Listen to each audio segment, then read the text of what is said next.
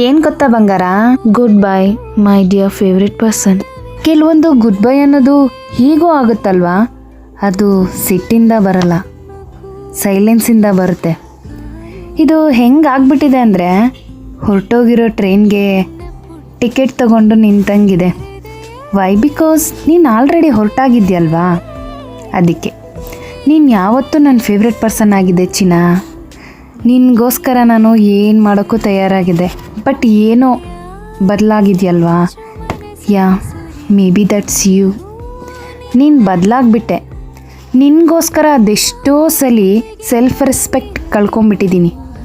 ನಿನ್ನ ಲೈಫಲ್ಲಿ ಸ್ವಲ್ಪ ಜಾಗ ಸಿಕ್ಕಿದ್ರೂ ಕೂಡ ಅಡ್ಜಸ್ಟ್ ಮಾಡಿ ಇರಬೇಕು ಅಂತ ತುಂಬ ಪ್ರಯತ್ನ ಪಟ್ಟೆ. ಆದರೆ ಅದನ್ನು ನೀನು ನೋಟಿಸೇ ಮಾಡಲಿಲ್ಲ. ತುಂಬ ಬ್ಯುಸಿ ಆಗಿಬಿಟ್ಟೆ. ನಿನಗೋಸ್ಕರ ಕಾದೆ, ನೀನು ಕಾಲ್ ಮಾಡ್ಬೋದು ಅಂದ್ಕೊಂಡೆ. ಇಲ್ಲ, ನೀನು ಮಾಡಲೇ ಇಲ್ಲ. ನೀನು ಕಳ್ಕೊಳ್ಳೋದು ಅಷ್ಟು ಈಸಿ ಅಲ್ಲ ಚಿನ್ನ.